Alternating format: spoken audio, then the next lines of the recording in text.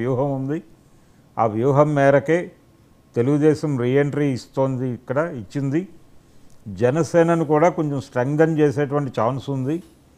అన్ని పార్టీలని ఒకవైపు, కాంగ్రెస్ని ఒంటరిని చేసి అలా ఒక వాతావరణం కల్పించాలి వచ్చే ఎన్నికలకి అనేది వ్యూహంగా బీజేపీ వ్యవహరిస్తోంది. ఈ యాంగిల్లో చూడాల్సి ఉంటుంది. అంటే చాలామంది తెలుగుదేశం రీఓపెను, అది కాంగ్రెసు వ్యూహము ఇలా మాట్లాడేస్తున్నారు, కానీ అది కాదు. ఇది ఎన్డీఏ వ్యూహంగానే చూడాల్సి ఉంటుంది తెలుగుదేశం రీఓపెనింగ్ అనేటువంటి కార్యక్రమాన్ని.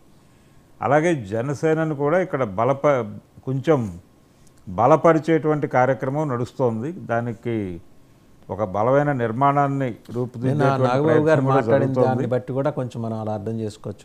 తెలంగాణలో జనసేన అంటూ, తెలంగాణలో జనసేన అనటం మాత్రమే కాదు, తను ఇక్కడ కొంచెం బాధ్యతలు తీసుకోవడానికి సిద్ధపడుతున్నాడు. అలాగే చిరంజీవి గారు, ఆయన కూడా తెలంగాణ పట్ల తనకున్నటువంటి ఒక దృక్పథాన్ని జనంలోకి పంపు చేయటం కోసమే ఈ డ్రగ్స్ మీద ఒక షార్ట్ ఫిల్మ్ తీశాడు. ఆయన చేసి తెలంగాణ ప్రభుత్వం ఆలోచనకి అనుగుణంగా మేము ఈ సినిమా చేసామని చెప్తున్నాడు. కానీ అది ప్రభుత్వం కోసం మాత్రమే కాదు, తెలంగాణ ప్రజల హృదయాలు గెలుచుకోవడానికి కూడా ప్రోగ్రాంలో భాగమే. ఇలా వాళ్ళు కొంచెం వ్యూహాత్మకంగానే పెడుతున్నారు. మొత్తం మెగా ఫ్యామిలీ వ్యూహాత్మకంగా వెళ్తుంది. మెగా ఫ్యామిలీ వ్యూహాత్మకంగానే పెడుతోంది. అందులో భాగంగానే నాగబాబు గారు మేము తెలంగాణలో కొంచెం బలపడేటువంటి అవకాశం ఉంది అని మాట్లాడుతున్నాడు ఆయన ఓపెన్గానే. ఈ వాతావరణం అంతా చూస్తే ఇది ఎన్డీఏ స్కీము స్క్రిప్టుగా కనిపిస్తోంది. అందుకని వాళ్ళు ఇమ్మీడియట్గా ఇప్పుడేదో వీళ్ళని తీసుకొచ్చి, అంటే బీఆర్ఎస్ నుంచి కొంతమందిని రాజీనామా చేయించి ఉప ఎన్నికలకు వెళ్ళి వాళ్ళని తీసుకురావటం వలన ఇప్పుడు ఇమ్మీడియట్గా వాళ్ళకి స్టేట్లో అధికారం బదలాయించేటువంటి ప్రయత్నాలు అనుకుంటే అది అర్థం లేని ఆలోచనే. వాళ్ళు సాధించేది ఏం లేదు తద్వారా. అదే కాబట్టి ఆ రిస్క్ చేయరు. ఆ రిస్క్ చేస్తారని నేనైతే అనుకోవడం లేదు. ప్రస్తుతానికి వాళ్ళ బలం ఉన్నది ఉన్నట్టు చాలు. వాళ్ళకి ఎలాగూ మద్దతు ఉంది. ఏదో పద్ధతిలో వాళ్ళు ఇక్కడ ఎవరు గెలిచినా ఎలా గెలిచినా కాంగ్రెస్ పార్టీ ఎంపీలు తప్ప మిగిలిన ఎంపీలు తన వైపే ఉన్నారు అనే విషయం ఆయనకు తెలుసు, మోడీ గారికి. అంతకు మించి ఆయన ఏమీ కోరుకోవడం లేదు. అయితే రకరకాల ప్రచారాలు జరుగుతున్నాయి. ప్రచారాలు అంటే కవిత రిలీజుకు సంబంధించి ఒక స్పెక్యులేషను, దానికోసం వీళ్ళు పార్టీని విలీనం చేయబోతున్నారు అనేదాకా కథనాలు వచ్చేస్తున్నాయి బయట. ఒక పార్టీ అస్తిత్వము, దాని తాలూకా ఉనికి, దాని వలన ప్రయోజనం ఉంటుందా నష్టం ఉంటుందా, ఇవన్నీ చాలా క్యాలిక్యులేటివ్గా వెళ్ళేటువంటి వ్యవహారాలు. అవి అంత ఈజీగా ఏదో ఒక రిలీజ్ కోసమో లేకపోతే మరో దానికోసమో పార్టీ నిర్మాణాన్ని బలిపెట్టేటువంటి ప్రయత్నాలు చేయరు. కానీ వ్యక్తిగతంగా తీసుకెళ్ళిపోయి అది ఒక కుటుంబానికి కన్ఫైన్ చేసి అక్కడ వరకే మాట్లాడుతున్నారు. అలాగే హరీష్ రావు మీద కూడా విపరీతంగా రోజుకొక స్పెక్యులేటివ్ స్టోరీ వస్తోంది. ఆయనకి బండి సంజయ్ ఓపెన్ ఆఫర్ ఇస్తుంటాడు ఆయనకి, ఈయనేం మాట్లాడరు. మా మిత్రుడే అంటాడు. ఉన్నవాళ్ళలో ఆయన ఒక్కడే మంచోడు. అంటే బీజేపీలోకి వచ్చేస్తున్నాడు ఆయన ఈ క్షణము ఉత్తర క్షణము అన్న ఇంప్రెషన్ ఇస్తున్నాడు ఆయన. అంటే ఏదైనా మైండ్ గేమా లేకపోతే నిజంగానే టచ్లో ఉన్నారు? మైండ్ గేమే. అయితే వీళ్ళు ఏం చెయ్యాలి, ఎలా ముందుకు వెళ్ళాలి అంటే ఒక నిర్ణయం తీసుకున్న తర్వాత దాన్ని ఇంప్లిమెంట్ చేయడంలో పెద్దగా తాత్సారం చేయరు. కేసీఆర్ గారి విషయంలో మనకు మొదటి నుంచి అది కనిపిస్తుంది. ప్రజల నుంచి వచ్చిన తీర్పుని ఆయన ఇప్పుడు దాన్ని ఎలా చూడాలి, పార్టీని ఎలా బతికించుకోవాలి, ఏం చేయాలి అనే వ్యూహరచనలో ఉన్నాడు ఆయన. అలాగే హరీష్ రావు గారు కూడా ఇప్పటికిప్పుడు ఏదో డెసిషన్ ప్రకటించి తద్వారా ఏదో లబ్ధి పొందాలి అని అనుకోవడం లేదు. పొందే లబ్ధి కూడా ఏమీ ఉండదనే విషయం ఆయనకు తెలుసు. ఇప్పుడు ఆయన బీజేపీలోకి ఎంట్రీ ఇచ్చి, అంటే ఒక ప్రచారం ఉంది, బీజేపీ ముఖ్యమంత్రి అభ్యర్థిగా ప్రకటించి వచ్చే ఎన్నికల్లో కాంగ్రెస్కి చెక్ పెట్టి బీజేపీ స్టేట్లో కూడా అధికారంలోకి వచ్చేస్తుంది అనేటువంటి ఒక స్పెక్యులేటివ్ స్టోరీ కూడా సర్క్యులేషన్లో ఉంది. ఇది హరీష్ రావు గారు బీజేపీ ముఖ్యమంత్రిగా.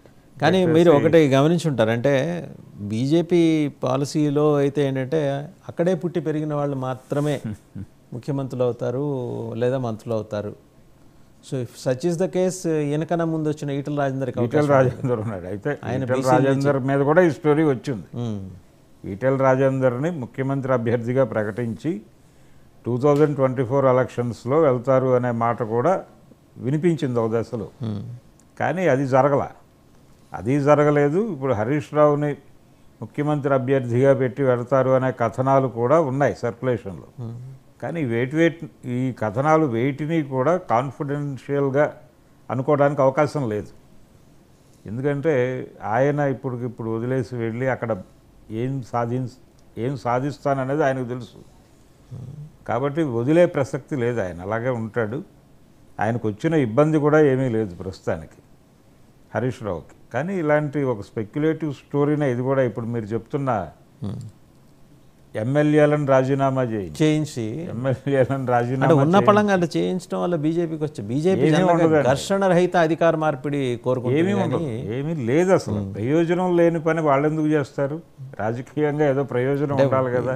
వాళ్ళు పూర్తిగా ఇప్పుడు మోడీ అమిత్ షా రాజకీయంలో ప్రయోజనం అనేది పారామీటర్. అంతే. ఆ పారామీటర్ అక్కడ మిస్ అయినప్పుడు, ఆ ఎలిమెంట్ మిస్ అయినప్పుడు వాళ్ళు దాని జోలికి వెళ్ళరు. మీకు ఒక్కసారి వైఎస్ రాజశేఖర రెడ్డి కాంగ్రెస్ ప్రభుత్వం నడుపుతున్న రోజుల్లో టీఆర్ఎస్ నుంచి అప్పటి టీఆర్ఎస్ నుంచి మందారి శ్రీనివాసరావు అలాగే జగ్గారెడ్డి ఈ బ్యాచ్ని ఆయన అట్రాక్ట్ చేశాడు. వీళ్ళందరూ 8 మంది, అదే 8 ఫిగర్ ఇక్కడ కూడా మాట్లాడుతోంది. ఇప్పుడు 8 మందిని అటు కాంగ్రెస్లోకి తీసుకున్నారు. అది సుదీర్ఘంగా నడిచింది ఆ కేసు వాళ్ళ మీద. అంటే దాదాపు ఎన్నికల వరకు ఆ కేసును నడిపారు. ఇప్పుడు అదే పరిస్థితి. ఒకవేళ అది గుర్తుండి ఉంటే ఎవరికైనా ఇమ్మీడియట్గా వీళ్ళు పార్టీ మారినా కానీ దానికి సంబంధించినటువంటి కేసుని అంతకాలం డ్రైవ్ చేయొచ్చు, నడపచ్చు. దానివలన పెద్ద లబ్ధి పొందేది లేదు. అంటే ఆ రోజున అవసరం ఆయనకి, ఆ రోజున అవసరార్థం జరిగింది. వాళ్ళు అటు వచ్చేస్తే బెటర్ అనుకున్నాడు ఆయన. కొంతకాలం టీఆర్ఎస్తో స్నేహం నడిచి అది ఫెయిల్ అయిన తర్వాత టీఆర్ఎస్ని డైల్యూట్ చేయడం కోసం వీళ్ళని అట్రాక్ట్ చేశాడు. అసెంబ్లీ వేదికగా ఆనాటి అసెంబ్లీలో ఉన్నటువంటి ఫ్లోర్ లీడర్ ఈటెల రాజేందర్ని ఉద్దేశించి ఆయన మాట్లాడుతూ, వైఎస్ ఎన్నికల్లో మీరు ఎన్ని గెలిచారు, ఇప్పుడు ఎంతమంది ఉన్నారు మీ వెనకాల? అవును, అసెంబ్లీలోనే అన్నారు రాజేంద్ర గారిని ఉద్దేశించి. అసెంబ్లీలోనే అన్నాడు ఆయన. కాబట్టి అది ఒక వ్యూహం. అంటే తెలంగాణ నినాదాన్ని డైల్యూట్ చేయటము ఈ కార్యక్రమంలో భాగంగా జరిగిన కార్యక్రమం తప్ప ఇప్పుడు అలా లేదు. ఇప్పుడు ఆ పరిస్థితి లేదు, అవసరం అంతకంటే లేదు. ఇది కేవలం స్పెక్యులేటివ్ స్టోరీ మాత్రమే. ఈ 8 మందితోనో 4తోనో రిజైన్ చేయించి ఉప ఎన్నికలకు వెళ్తారు అనేది తప్పు. దానికి తోడు ఇప్పుడు kind of rift is going on పార్టీలో, విత్ ఇన్ ద పార్టీ కూడా చూస్తే కిషన్ రెడ్డి నాయకత్వాన్ని ఈ సంవత్సరాంతం లోపల లేకపోతే వెరీ షార్ట్లీనో మారుస్తారు తెలంగాణలో అనేది ఒకటి వినిపిస్తుంది. మరోపక్క సిటీ నుంచి గెలిచిన ఆయనేమో అలిక్ కూర్చున్నాడు, రాజాసింగ్ అలిక్ కూర్చున్నాడు. సో ఇవన్నీ ఏది బీజేఎల్పీ లీడర్గా తనకు అవకాశం ఇవ్వకపోవడం లేదు. ఇన్ని ఇష్యూస్ మధ్య ఇప్పుడు కొత్త తలకాయ నొప్పులు బీజేపీ ఆహ్వానిస్తుందా?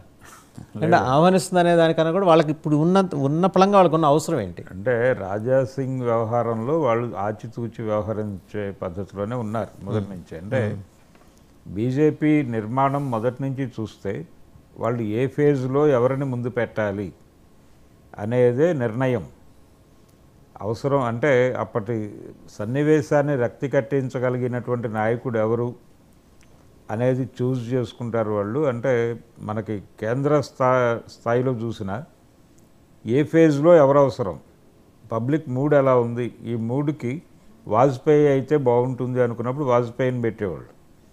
లేదు ఇప్పుడు మనం కొంచెం అగ్రెసివ్గా వెళ్ళాలి అనుకున్నప్పుడు అద్వానీని ముందు పెట్టేవాళ్ళు. ఇంకొక ఫేజ్ ఉండేది, అంటే కొంత సమన్వయంతోనూ కొంత దూకుడుతనాన్ని ప్రదర్శిస్తూ వెళ్ళాల్సిన టైంలో జోషిని పట్టుకొచ్చేవాళ్ళు. అదే వ్యూహం వాళ్ళు ఎక్కడైనా ఏ రాష్ట్రంలోనైనా అదే వ్యూహంతో పెడతారు. ఎక్కడికైనా రాజాసింగ్తో వచ్చిన ప్రాబ్లం అదే వాళ్ళకి. ఆయన ఏ ఏరియాలోనూ సీరియస్గా ఫిట్ అండ్ కాడు, ఇబ్బందులు వస్తాయి. ఓకే, ఆ ఇబ్బందులు వస్తాయి అనే ఉద్దేశంతోనే అతనికి తగిన ప్రాధాన్యత ఇవ్వడానికి పార్టీ నాయకత్వం ఆలోచిస్తోంది.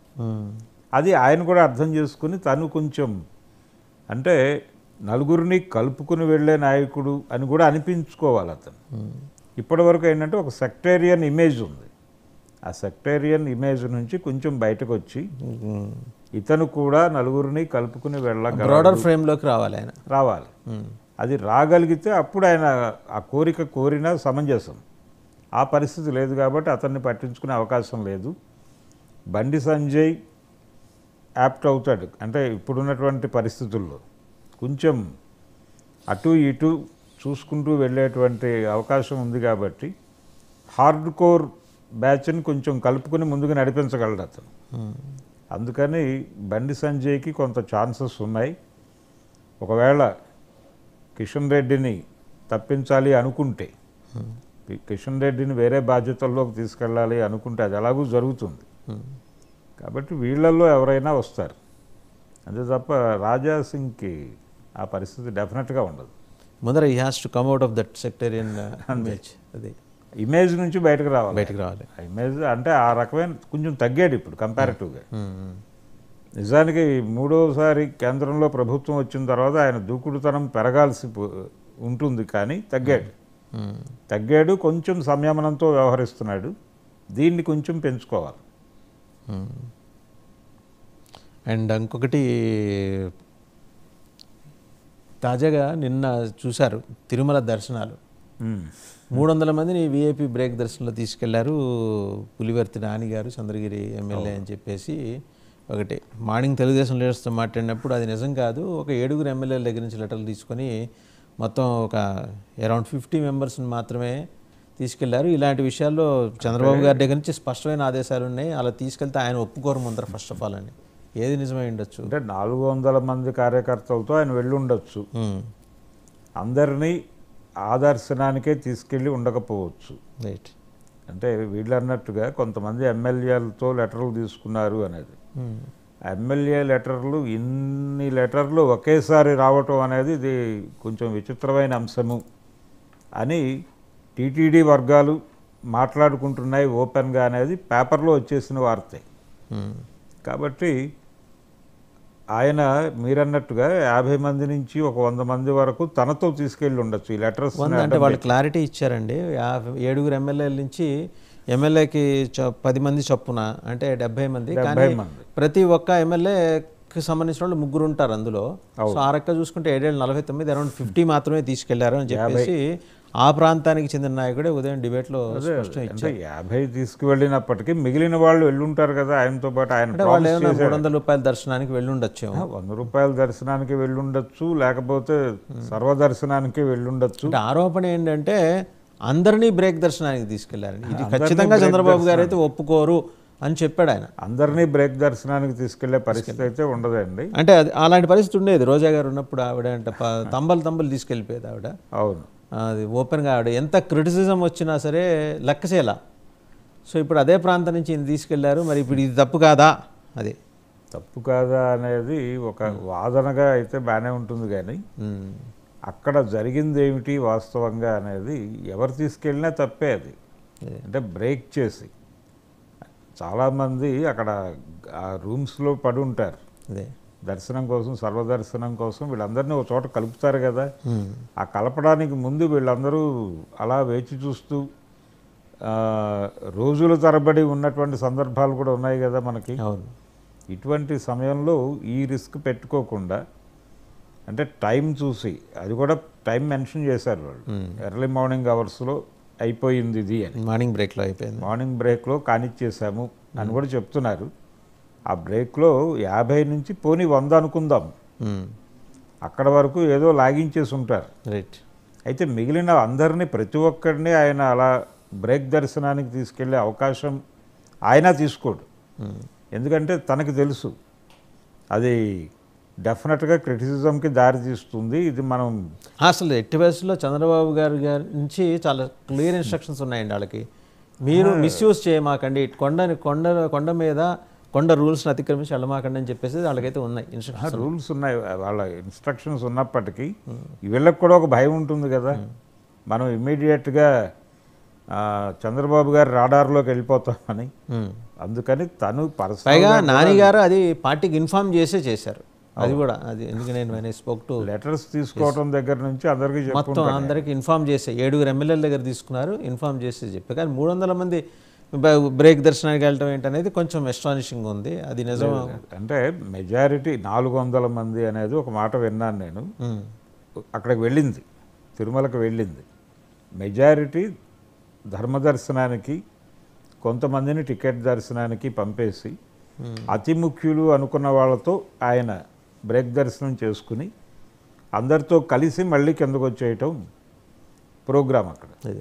అయితే ఈ ధర్మ దర్శనానికి సంబంధించి వాళ్ళకు కొంత ప్రాధాన్యత, వాళ్ళని ఒక రూమ్లో పెట్టి కొంచెం ముందుకు నడిపించడం ఇలాంటిది ఏదైనా ఒకటండి. తిరుపతి పరిసర గ్రామాలు, తిరుమల పరిసర గ్రామాల వాళ్ళకి కొంత